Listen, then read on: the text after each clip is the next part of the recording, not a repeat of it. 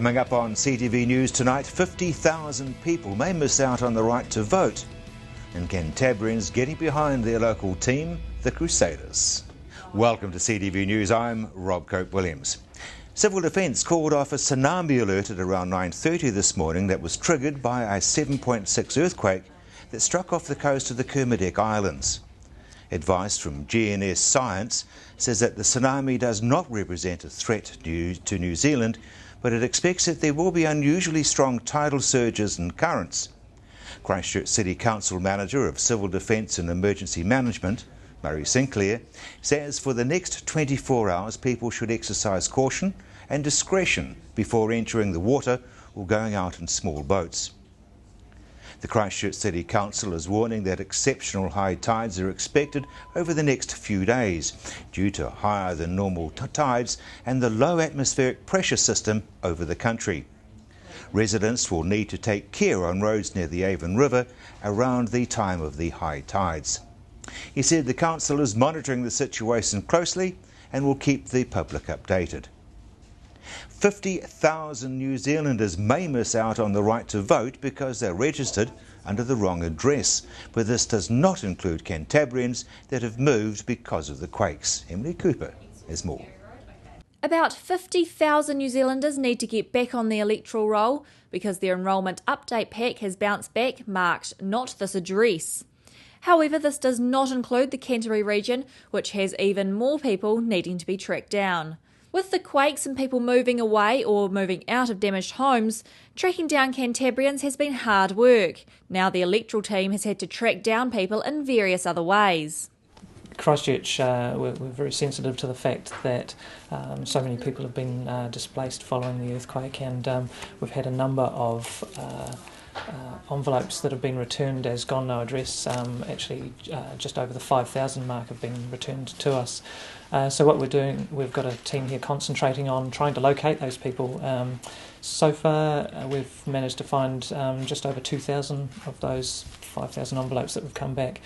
And we're trying every avenue that we can to try and make sure that we get in touch with people so that they can update their details in time for voting at the end of the year. The Electoral Enrolment Centre mailed information update packs to everyone on the electoral roll at the end of May to let them know that the election is on its way and to ask them to check their enrolment details. Mr Clark believes many voters not enrolled will affect election results. Overall, it's quite serious. I suppose you've got a number of people who are essentially not going to be on the electoral roll as a result. So what we're encouraging is as many people as possible to check to see that their name is on the electoral roll. We've got a parliamentary check-it roll that comes out on the 1st of August, and this will allow people to check and see if their name actually is on the electoral roll prior to the final electoral roll being printed later in the year. So if your name isn't on that roll, then you need to enrol, and we're making it as easy as we possibly can for people to be able to enrol. And the Christchurch electoral team has also moved. We have indeed. We're working out of a colleague's living room at the moment, and we're, like many businesses, we're looking for temporary accommodation at the moment. So we've got a lot of support from around the country as well who are helping to keep the Christchurch work being processed and so forth. But our primary job here is to make sure that we are locating as many of the gone no addresses as we possibly can. If you're one of the voters whose pack has been returned because you've moved house or not updated your enrolment details, you've been removed from the electoral roll. If you didn't get an enrolment update pack, you need to enrol. The people that have moved, what they need to do is if they haven't received an update envelope recently, then what they need to do is they could go online to elections.org.nz. They could pop into a post shop and pick up an enrolment form, fill that out and send it through to us. They could also phone through to our 0800 number, which is 0800 Enrol Now, 0800 367656. And they could even free text their name and address to 3676, and we'll make sure that we get an enrolment form out to them. For more information about enrolling and voting, you can go to www.elections.org.nz. Tickets for the Crusaders versus Reds final have been a sellout, with tickets going out in under an hour. However, 2 Christchurch companies have organised to have 10 fans who have been struggling through the earthquake to get to the game. Local companies PricewaterhouseCoopers and Versatile Buildings have organised something special for people who've been hit hardest by the quakes. Well, I was watching the game on Saturday night, the semi-final in Cape Town, and at the end of the game, when Richie McCaw and Wyatt Crockett were explaining about how they did this for the people of Christchurch, we were just impressed, or I was impressed by the passion they showed and as to why they were doing it. And I thought we could do something for the people of Christchurch also. For those people that wouldn't otherwise make the final for whatever reason. So we thought, let's put something together to get some of those people across to Brisbane. What started out as something we felt we were doing for the people of Christchurch and we thought would be relatively minor has snowballed into something that we're very proud of and also really pleased with the response we've got. It's just been a fantastic experience for us to be involved with this. Mr Hudson says the interest has been overwhelming, with over 260 couples already applying. Oh, they need a break, no, most definitely. I mean, I've had a sneak preview of look at some of the applications and some of the circumstances and what these people have had to endure and how much they will enjoy going over to Brisbane. It's great. General Manager of Versatile Homes and Buildings, Darren Sanford, says his company has a strong link to Canterbury. Well, we're a Christchurch company. We're founded here. We've been around for 40 years in Christchurch. Richie McCaw's our brand ambassador, and we just wanted to give something back to Christchurch. First and foremost, Richie McCaw being our brand ambassador and captain of the Crusaders, and I know he's really excited about doing something for Christchurch and getting these people over there, and so are the other Crusaders and us as well. He says the Crusaders lift people's spirits and they understand what the people of Canterbury are going through. Oh, definitely, without a doubt. I think it's probably something unique in New Zealand's history. I think it's unlike when All Black victory does tend to push the economy up or down. I think here there's a lot more attached to it, that people can really relate with the Crusaders, with what they're going through, playing every game away, and people can see the hardships they're going through as much as what they're going through here in Christchurch. The decision on which 5 lucky couples to select will be made Thursday night and announced Friday morning. And it is a tough decision. I mean, I'm an accountant, we make decisions around money and that sort of thing all the time, but this is about emotions. It's very hard.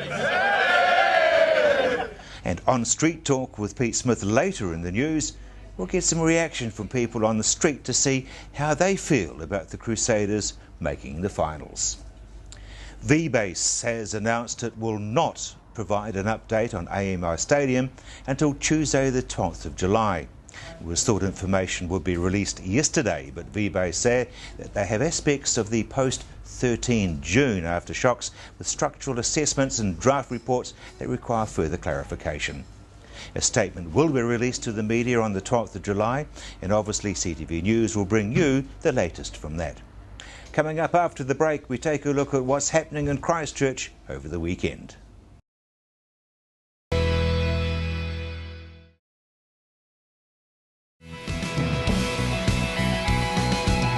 Welcome back. Pete Smith is trying to raise awareness of bowel and liver cancer. We've been tracking Pete's progress over the past couple of weeks. This morning he met up with his doctor, Richard Gary. Pete's going to be coming in for a colonoscopy. He's probably a little bit anxious about that, which is natural for a medical procedure, but it's a procedure that we do again and again. It's a common procedure to have done. Now, we've just got a paperwork that we have to go through together. Thank you. Doesn't make it any more enjoyable, but I mean, First, nice to see you. Nice to see you, sir. Let's take the gown off, because you don't need that. Right. So the process at the moment is that the nurses here, Karen and Maria, are going to check that you are who you say you are, because it's always very important that we do the right procedure on the right person. That could be embarrassing if we were to do the wrong thing on the wrong person. And then we'll hook you up to the monitoring equipment so we can monitor your blood pressure and heart rate and things throughout the procedure. Just relax your hand there. That's right. You give that medication now. 4 and 50. So that works quite quickly, Pete. You'll find that you're feeling sleepy and relaxed reasonably quickly. Just go with it. Don't try and stay awake. Just go with the nice sensation that'll be rolling over you in the next moment or two.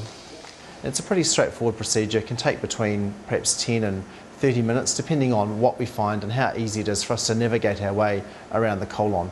And along the way we may find some abnormalities, and if we do, we'll treat them while we're there. So this is an endoscope. This is actually a scope that's used for gastroscopy, but it's very similar to one used for colonoscopy.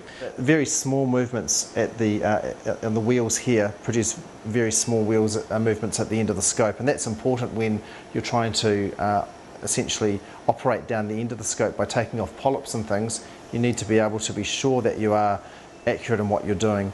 And you can see here the high definition gives really good detail of what we're doing, which means that if we're examining inside the stomach or the bowel, we get fantastic views of what's going on. It becomes a very good way of diagnosing problems that might be happening. The things that we're really looking for are polyps in someone of Pete's age, because we know that polyps can predispose to cancers or become cancers. So what we'd like to do is, if we find a polyp, we'd like to remove that, because if the polyp's gone, the risk of that polyp becoming cancer also goes, which means that we've been successful at hopefully preventing cancer, which is what we really like to do. What we can see here is the end of the bowel and where the small bowel joins the large bowel, and we're just having a good look around that area at the moment. And what you find in just a second is that we actually found a very small polyp near to there. So there you can see growth of tissue off the bowel wall, and we don't know whether this polyp could be one that becomes cancerous or not. Here we go, snare comes out over the top of the polyp, and then we tighten the snare around the base of the polyp to be sure we've got it all. Then we get it in a good position. We want to make sure that everything looks okay around it, that it's safe to take the polyp off. It's gone white and we've cut through the base of the polyp and it's fallen off. So what I'll do now is I'll suck that polyp up through the scope, and then we send it to the laboratory for analysis. Shortly he'll be coming down to recovery. Today I'm working in recovery, and as the recovery nurse I'll just monitor Peter. Hello Peter. Hello, How are you? How are you? I'm good. Good. He'll probably be very hungry because he probably hasn't eaten very much for a couple of days. He's had the prep, and most people say, we give people sandwiches and most people say it's the best food they've ever had. Well, there we are, 1 hour, and I'm now sitting out here having finally a cup of tea and a sandwich, courtesy of being in the Southern Endoscopy Centre. So, yeah, it felt really good, I've got to tell you. It was interesting at the end when you actually get the result in your hand and it tells you how well you are. That's a huge relief. I'm clear now for 5 years, and I certainly will go back and have my one in 5 years' time. I'd certainly go with Professor Geary, thought he was outstanding, and I hope you've enjoyed seeing what it's like to go from start to finish with a procedure like this. And all I can do is recommend it to you. It is not peculiar just to men, women as well should have it, and you know, it's not going to take a large part out of your life to get just that satisfaction and knowing that you're in pretty good nick. Thanks to everyone that's been involved. It's been great to follow this through. Hope you've enjoyed the program, and if anything I can have done is to encourage more people to go and have this particular procedure, then it's been well worthwhile. Now here's Emily with what's going on in Canterbury over the weekend.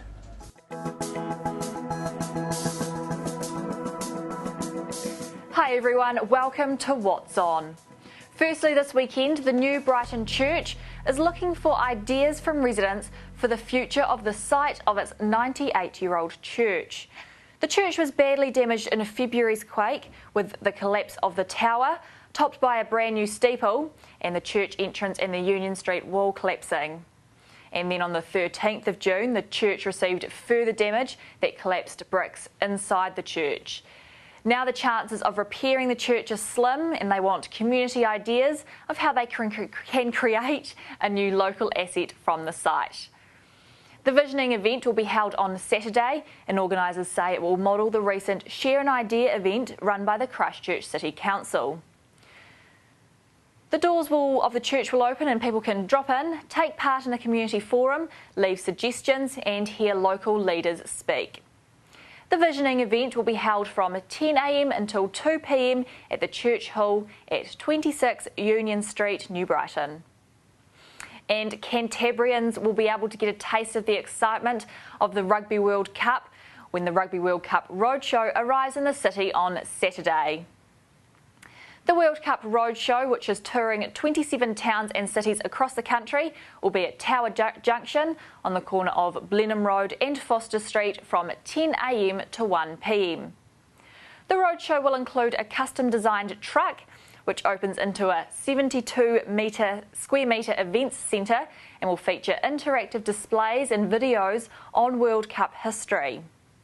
Visitors to the roadshow will also be able to have their photos taken with the famous Webb Ellis Cup and win or buy Rugby World Cup 2011 tickets.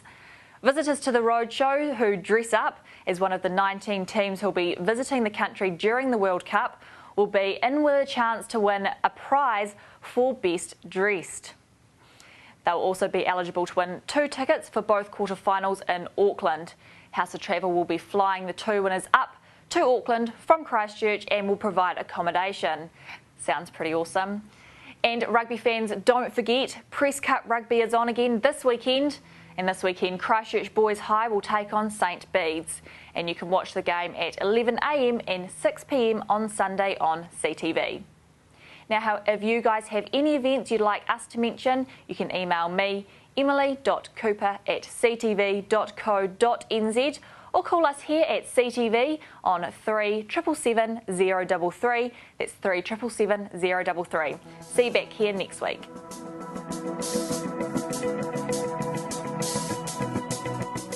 Christchurch Police have confirmed that a woman involved in a motor vehicle incident at Islington on Sunday died as a result of a medical event and not the crash itself.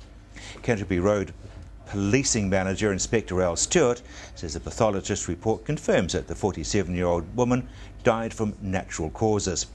He said it appeared the woman suffered a cardiac episode. There were no injuries and the crash was in fact not a factor in the death. Coming up after the break, your local weather.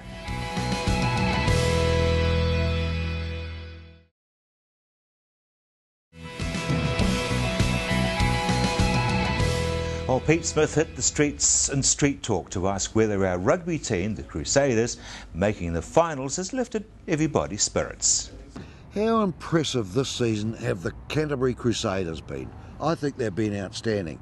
And when you hear them interviewed, they say all the time they're thinking of the people back in Canterbury, their people, and they're trying their damnedest to play the best rugby they can to lift the spirits in Canterbury. Have they lifted yours? That's the street question today we're going to ask. They've certainly lifted mine. Do you think they've lifted our spirits by their performance? Yeah, I think they have. Yeah. I mean, it'll be an incredible performance if they can pull it off. It'd be unbelievable, wouldn't it, really? Well, yeah. And do you genuinely believe that they're thinking of us when they're playing? I think so. You know, I think Blackadder is that sort of guy. He always has been, hasn't he? He's always lifted the teams he's been in. I got a bit of a buzz out of how Richie McCaw goes all the time. But it's lifted us a bit though, hasn't it? It has. We could do with a bit more. This weekend would be nice. Wouldn't it? Yeah. I think they'll do it, won't they? Oh, definitely. Not coming home without a cup. Yeah. So Richie's your favourite. We've got that sorted. Well, him, Sonny Bill, Danny, you know. Well, the whole team. I'm not fussy. No. I'm not fussy. But I genuinely think they're thinking of us a lot of the time, don't you? They must be. They must have families in the same situation. Yeah. You know, it's like it'd be very easy for them to say, I'm not playing, I want to be home with my family. Yeah. Given that I don't keep up with rugby, not a great deal, but given that I don't keep up with rugby, probably more than usual. So there you go. Great. So you know what they've done. I do. Oh, I don't really watch rugby, so not a lot, to be But honest. you know how they're going. Oh, they're in the final, I think, yeah. Well, that's pretty good, isn't it? Yeah, it's all right. Yeah. Yeah, it's good to see without playing a home game, they've done well, so full credit. Yeah, and they've got kids and everybody back here, haven't they? Must be hard. I guess so, yeah. But no, not a big rugby fan, so probably watch the final because it's a final, but otherwise I haven't. You reckon we'll paid do much it on attention. Saturday? Oh, for sure. Oh, I guess so. Do you think they think of us when they're doing it? I think they do. I hope so. We're stuck in Christchurch. Yeah, but they've got families and everything here too, haven't they? It must be hard. Yeah, it must be. Yeah, because they're never at home, are they? No. No. It would have been good for the final to be in New Zealand, but It would have been, wouldn't it? Yeah, we'll still win it though, won't we? Oh, definitely. The Crusaders this year given you a bit of a lift, bit of a buzz. Of course they have. Yeah. How else? Yes. More lift next Saturday. I'm sure you'll be right there, but I think they're playing for us, don't you? I wouldn't disagree with you. Yeah. Excellent. Yeah, they have been, haven't they? It's been a wonderful run for them. Yeah. Has it lifted your spirits a bit?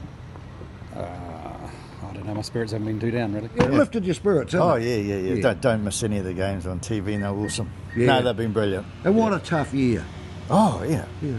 Just amazing. Because they've got families at home and everything. It must be really hard. Yeah. It's very hard to sort of block that part of it out and concentrate, eh? Yeah. No, she's awesome, hey. Do you reckon they're playing for us, I reckon, don't you? Oh, sure. Yeah, I think they're very conscious of the people at home. Yeah. They No, can do it no, on Saturday?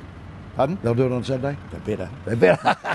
Oh, it's been fantastic, inspirational. It has lifted your spirits? Absolutely, yeah, and I know all our guys at work, they think the same way as well. So Whereabouts are you working? we've got a screen printing business just around the corner called Screen Concepts. Right, and they all follow the Crusaders? Absolutely, yeah, wouldn't miss that. It must be hard for them, mustn't it, away from home every week? Yeah, it's mind-boggling to think how they can get up every single week and be motivated to get on the paddock and do as well as they've done in previous seasons. So, and you genuinely believe they're thinking of us at the time? yeah, I think so. Yeah, I think they're thinking of the whole Canterbury region. I mean, it's been a hard road for everyone, including the team as such. But to get up and be motivated and to do that for 80 minutes every single week is fantastic. It's great. Saturday okay? We've got that under control? Yeah, no problems. No problem. Easy peasy. Well, there we go. Everybody is pretty up, aren't they? Everyone's pretty positive, even if they're not really rugby nuts. I think the Crusaders have lifted the spirits and got Canterbury behind them, and they're behind us. And I just think it's going to be a thriller on Saturday. We'll talk to the punters on Friday about that and just see what they think they're going to win by, the Crusaders. But no, most people pretty chipper about the performance of our Crusaders. And that's CTV News. I'm Rob Cope-Williams.